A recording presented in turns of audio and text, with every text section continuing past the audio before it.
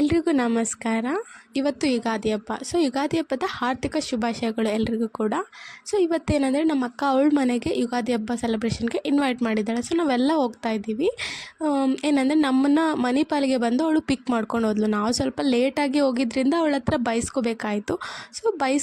ಬೈಸ್ಕೊಂಡಾದ್ಮೇಲೆ ರಂಗೋಲಿ ಹಾಕಿದ್ಲು. ರಂಗೋಲಿ ಹಾಕಿದ್ಮೇಲೆ ಆಂಟಿ ಕೇಳಿದರು, ಏನು ತಿಂತೀರಾ, ಪಾಯಸ ತಿಂತೀರಾ, ಹೋಳ್ಗೆ ತಿಂತೀರಾ ಅಂತ. ನಾವು ಹೋಳ್ಗೆ ತಿಂತೀವಿ ಅಂತ ಹೇಳಿದ್ವಿ. ಹೋಳಿಗೆ ಮಾಡೋದನ್ನ ಫುಲ್ ವಿಡಿಯೋ ಮಾಡ್ಕೊಂಡಿದ್ದೀನಿ. ಹೋಳಿಗೆ ಹೇಗೆ ಮಾಡ್ತಾರಂತ ನೋಡೋಣ ಬಾ. ಫಸ್ಟು ಕಡಲೆಬೇಳೆ ಕುದಿಸ್ಕೋಬೇಕು. ಕಡಲೆಬೇಳೆ ಕುದಿಸಿ ಆದಮೇಲೆ ನೆಕ್ಸ್ಟ್ ಇನ್ನೊಂದು ಸೈಡ್ ಪಾತ್ರೆಯಲ್ಲಿ ಮೈದಾ ಹಿಟ್ಟನ್ನ ಚೆನ್ನಾಗಿ ಕಲಿಸ್ಕೊಬೇಕು. ಚೆನ್ನಾಗಿ ಕಲಿಸ್ಕೊಂಡು ಮಿಂದ್ಕೊಬೇಕು. ಯಾಕಂದರೆ ಅದನ್ನು ಸ್ವಲ್ಪ ಹೊತ್ತು ನೆನೆಯೋಕ್ಕೆ ಇಡಬೇಕು. ಬಿಕಾಸ್ ಜಿಗಿ ಬರುತ್ತೆ, ಚೆನ್ನಾಗಿ ಅರ್ಧೋಗಲ್ಲ ಮಿಡಲಲ್ಲಿ. ಅದಾದಮೇಲೆ ನಾವು ಬೇಳೆನ ಕುದಿಸಿರ್ತೀವಲ್ಲ ಅದನ್ನ ಚೆನ್ನಾಗಿ ರುಬ್ಬಬೇಕು. ರುಬ್ಬಿದರೆ ಬೆಟರು. ಬಟ್ ಇವಾಗಿನ ಆಪ್ಷನ್ನು ಮಿಕ್ಸರ್ಗೆ ಹಾಕ್ಕೋಬೋದು, ನಿಮ್ಮ ಇಷ್ಟ ಯಾವುದಾದ್ರೂ, ನಿಮಗೆ ಯಾವುದು ಓಕೆ ಅದನ್ನು ಮಾಡಿ.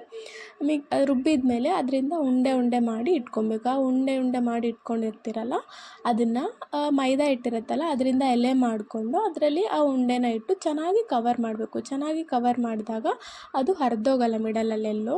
ಆ ಉಂಡೆನ ಇಟ್ಕೊಂಡು ಪೇಪರಲ್ಲಿ ಹಾಕಿ ಚೆನ್ನಾಗಿ ಒತ್ಕೊಬೇಕು. ದೊಡ್ಡದು ಮಾಡ್ಕೊಂಡಾದ್ಮೇಲೆ ಅದನ್ನು ಕೈಲೇ ಮಾಡ್ಬೋದು ಅಥವಾ ನೀವು ಲಟ್ಟಣಿಗೆ ಯೂಸ್ ಮಾಡ್ಬೋದು, ನಿಮ್ಮ ಚಾಯ್ಸ್ ಯಾವುದಾದ್ರೂ ಓಕೆ. ಅದಾದಮೇಲೆ ಚೆನ್ನಾಗಿ ಎರಡು ಕಡೆ ಹಂಚಲೆ ಹಾಕ್ಕೊಂಡು ಚೆನ್ನಾಗಿ ಸುಡಬೇಕು. ಸುಟ್ಟಾದಮೇಲೆ ಹೋಳಿಗೆ ರೆಡಿ ಆಯಿತು. ಹೋಳಿಗೆ ಜೊತೆ ತುಪ್ಪ ಹಾಕ್ಕೊಂಡು ಇವಾಗ ತಿನ್ನೋದೇ ಫುಲ್. ಹೋಳಿಗೆ ಜೊತೆ ತುಪ್ಪ ಹಾಕ್ಕೊಂಡು ತಿಂದರೆ ಎಷ್ಟು ಸಖತ್ತಾಗಿರುತ್ತೆ. ನನಗಂತೂ ಅದು ಫೇವ್ರೇಟ್ ಡಿಶ್. ಊನೋ ಆಡಿದ್ವಿ, ಪಕ್ಕದ ಮನೆಗೆ ಹೋಗಿ ಬಂದ್ವಿ, ಫುಲ್ ಮಜಾ ಮಾಡಿದ್ವಿ. ಅದಾದಮೇಲೆ ಫುಲ್ ಜೋರಾಗಿ ಮಳೆ ಸ್ಟಾರ್ಟ್ ಆಯಿತು. ಮಳೆ ಸ್ಟಾರ್ಟ್ ಆಗಿದ್ದಕ್ಕೆ ಫುಲ್ ಗಿಡ ಎಲ್ಲ ಬೀಳೋ ಥರ ಆಯಿತು. ನೋಡಿದರೆ ಮಾರ್ನಿಂಗ್ ಹಾಕಿರೋ ರಂಗೋಲಿ ಎಲ್ಲ ಫುಲ್ ಹೋಗ್ಬಿಟ್ಟಿತ್ತು. ಮತ್ತು ನೆಕ್ಸ್ಟು ಇಷ್ಟೆಲ್ಲ ಆದರೂ ಕೂಡ ನಮ್ಮ ಮನೇಲಿರೋ ಬೆಕ್ಕು ಮಾತ್ರ ಆರಾಮ್ಸೆ ಮಲಗಿತ್ತು. ಆಲ್ರೆಡಿ 5 ಗಂಟೆ ಆಗಿತ್ತು. ರೆಡಿಯಾಗಿ ಹೊರಟ್ವಿ. ಅಕ್ಕ ನನ್ನ ಡ್ರಾಪ್ ಮಾಡಿದ್ಲು. ಫುಲ್ ಮಳೆ ಬಂದಿರೋದಕ್ಕೆ ಫುಲ್ ಎಲ್ಲ ಚೆಲ್ಲಾಪಿಲ್ಲಿ ಆಗಿಬಿಟ್ಟಿತ್ತು.